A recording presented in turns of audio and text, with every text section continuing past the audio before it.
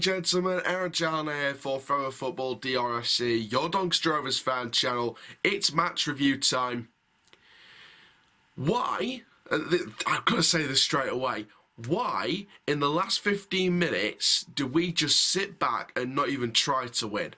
Because Crewe were there for the taking. I get the whole, trying to hold on to grab something out of the game and not going for it and losing all the points.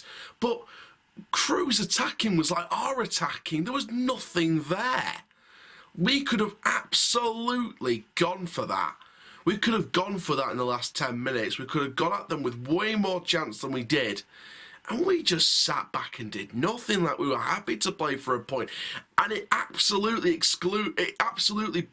excluded why and what we were doing. It put the exclamation mark on what we were going to do for that last 10 minutes, last 10, 15 minutes. When you take Hawula off, the pace of the team, and I don't disagree with bringing on Bostock, but I wouldn't have taken off Hawula because he was the guy that brought on the pace for the team. I would have put Hawula onto the right wing, Rowe onto the left. I'd have moved Galbraith into Cam. I'd have put Bostock in that midfield. I'd have had Dudu up front, and I'd have had Thiago Jakir off because, no offence to the lad, he just didn't have enough finishing touch today. So much of an opportunity to get a goal today, and it's just, he just didn't take it. Couple of chances in the game, he just didn't take it. Crewe were more composed on the ball, in my opinion, in that first half. I think we looked a bit, I think we were way more hesitant again. I think there was hesitant moments where it's like, you get it, you get it, you get it, you get it. No one's taking responsibility. No one's saying, I'm going for that ball, the rest of you leave it. There's no leadership in that team at the moment. And when you take a paceful player like Hawula out and you put on a centre midfielder and you play for a point, sorry, I don't agree with this. Let's reserve to 1 point because if we go out all out, we'll lose all of them. I would have rather us actually gone out there in the last 10-15 minutes and absolutely demolished them on the attacking front.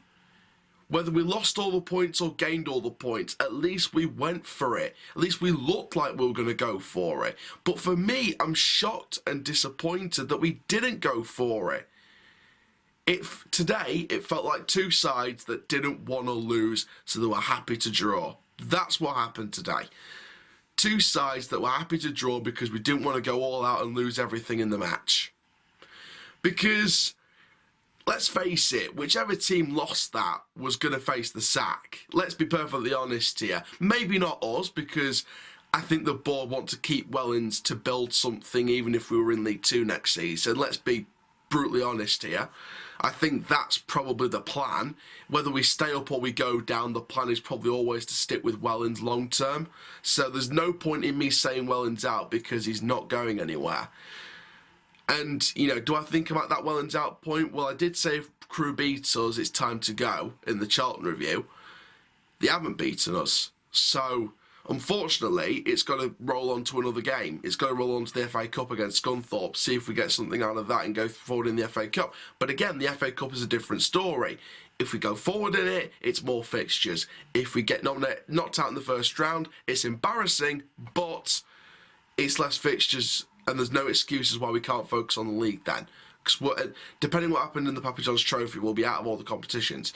So, for me, in my personal opinion, there's no point saying Wellens out because he's going to stay no matter what. People can say it if they want to, that's their opinion. I'd be shocked if they sacked the manager. I'd be really shocked because I expect Wellens to stay long term. I expect him to stay because I think that's the direction where we're going to go. We're not going to sack Wellens. No way. He's either going to walk or he's going to stay. And it doesn't look like he wants to walk. He said in the past, if the players want him to go, then he'll go. If there's a statement at some point in the near future that says Wellens is leaving Doncaster Rovers, the players will have wanted him to go. But there were some players out there that played like they wanted to sack him. There were some players in that squad that played like they wanted to get rid of the manager. Sean Williams. Sorry for naming and shaming, but sorry. He made error after error tonight. Error after error tonight. Thiago doesn't have a finishing touch. He looks sharp. He looks composed. He looks like he's got a decent final ball on him. But again, the finishing touch, not there. I think Tommy Rowe, even the more experienced players, made a couple of errors today. And then, again, well, in my opinion, a 50-50 gamble. But in my opinion, it was a Wellens mistake. People will think it's a great thing done by... So there'll be some fans out there that think, you know, oh, Wellens did a great thing there. He took the pace out, he put in an extra midfielder, added a bit of physicality, saw out the game, we got something out of it, and that's our first point away from home. Great. That's the positive side of it. The negative side of it is we didn't try to win it. We might have wanted to sit back and get a point, at least, but we didn't try and win it at the same time, you know. I think we just played like we were happy for a point and that's it. If we were playing for a point and we still had that attacking presence to get 3 points, then I'd be happy. But we played for a point and that was it. And for me, that doesn't sit well. You know, we have to grind out results, but not when we've got a chance to get 1 goal and then just sit back. No way. That's just my opinion anyway. People that think it's great that we got a point instead of none, fair enough. I agree with that. I do agree with that. It's a positive. It's our first point away from home this season, which is embarrassing enough. But at the end of the day, I felt like the chance was there to win it, especially with the second half performance, which was much better than the first half. But let's go into these player ratings. First of all, one substitute in that match, John Bostock. I'm going to give him an average 5. Just, you know, didn't really make much of an impact. Added a bit of physicality in there, but that's about it. And didn't really get on the ball as much as we would have liked. Dahlberg in the starting line, I'm going to give him a 6. Not really a lot of things going on here. Looking at the stats of the game, he's made 1 save the whole match. Crewe keeper made 3 saves. So I'd say he's the bit busier of the goalkeepers. Richards, I think his name is. So Dahlberg not really having much to do. Couldn't really do much for the goal we conceded, which again, marking on a set piece at the back post, not good enough. 6 for me for Dahlberg. A decent performance overall. Noel at right back, got to give him a 6 as well. Had an okay game. Sean Williams 5, and that's probably being generous in my opinion. I think a low 5 is probably the best score I can give him tonight. Like I said, made too many errors in that game again. Maybe in the long term, Cameron John is the starting option with Tom Anderson, but Sean Williams, since he's come into the club, there has been positive moments for him. I'll give him his credit. He's made positive moments, but there's just been way too many errors in the games. He's got to cut those errors out of his system for me, and I really hope he does that because I do want him to succeed. Tom Anderson, the captain, 6. Again, okay performance. Is it just me, or is Tom Anderson really dipped from last season? That's just my personal opinion anyway, but I feel like his performances from last season, especially the first half of last season under Darren Moore, I think his performances were better then than they are currently this season. Even if he's not been the worst player this season, his performances just seem to have dipped for me this season. Comment down below if you think that, but you know, that's just where I'm standing anyway. He's still a decent player, don't get me wrong, but I just think from this time last season to this season, from 12 months earlier, I just think his performances have dipped consistently from last season. Alowu, I've got to give him a 7, and the upwards rating to 7 is just for the goal. The rest of it was decent. I think that him going forward a lot, you know, Alowu going forward, just really helping the forward play. And it shows, doesn't it, when your left back, who's a centre back, is going forward the most, you just know something's wrong. But Alowu, he's had a decent game today. In terms of all the Rovers players, I would probably say he's arguably man of the match. Comment down below if I'm wrong, but I think Alowu was man of the match, for us anyway. And I think that he just wanted it more. I think this was a better game from him today than we have seen previously at left back. But he's not a left back, so let's not keep playing him there.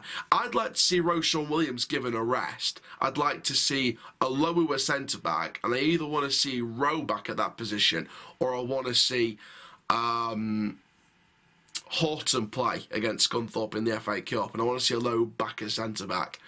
In the midfield, Galbraith and Smith both get sixes. Smith, of course, will be banned for the next league game after his 5th yellow card.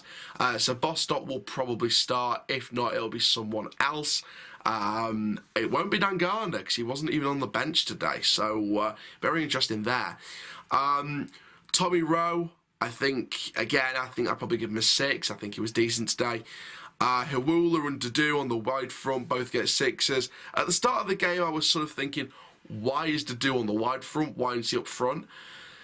Saw Vilka on the bench, saw Barlow on the bench. And this was something that came up, actually, in the press today. Especially about Barlow as well, about Wellens, and about how, the reason why there's so many unused substitutes in consecutive games, like your Barlow's example. It's the sort of fringe players. And, I've seen a few fans criticise Wellens for sort of critiquing these players publicly, not privately, about why they're unused substitutes. And I can get the plus sides, I get the negative sides. The plus sides is the public side of it. The players see that and they can be motivated. But on the other hand, it can be a demotivating thing for all of them. So it has its pluses, it has its minuses, and it works in either favour for depending what player you're working with. So again, the whole Barlow stuff is just, did it really need to be done in public? If it's a demotivating thing, why did it have to be done in public, in my opinion? I don't know. Again, I'm very 50-50 on that one. But the wide players get 6s, again, just okay. And Chakir, again, like I said, no finishing touch, but the rest of it is just looking a bit more sharper every week. So, got to give him a 6 on this one. Next game then, of course, we'll take a break from the league now. The Fleetwood game next weekend will probably get cancelled. I'm pretty sure it will get cancelled for international call-ups. The next league game will be the following Saturday at home against Lincoln City, Michael Appleton's side. So, bit of a Yorkshire, Lincolnshire match there. And it's going to be interesting to see what we do against them. Lincoln haven't been the greatest they've ever been. Of course, last season they were in that playoff final to get into the championship with Blackpool. So, obviously, they're going to be a dangerous side when push comes to shove. And I'd like to see what they do against us. So, I'm worried about what they're going to do against us. Of course I am. But we'll see. But we've got a bit of a break from the league now. We've got 2 games against Scunthorpe in the FA Cup and the Papa John's Trophy. One on Saturday, one on Tuesday. So can't wait to see what happens from them. Of course, we won't be covering the Papa John's Trophy here on the channel. Of course, you people know my thoughts about the Papa John's Trophy. I think that, as long as the Premier League under-23s teams are in there, or under-21s teams in there. Nothing against the teams themselves, but I think the Papa John's Trophy is an EFL League 1 and 2 competition, so, and they're the runs that mainly get to the final every year anyway. So, in my opinion, I'll only start covering that trophy when the under-21s teams come out, because I just think it's a laughing stock to the Football League. But the FA Cup, obviously, I'll be covering that.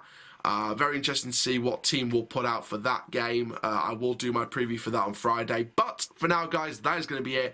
My name is Aaron Chandler from Throw Football, DRFC, Keetle and the Rovers Life, and that, my friends, full-time. Rovers tie-dye, thank you very much. It's a decent point, but I would have liked to see us go all out and win it.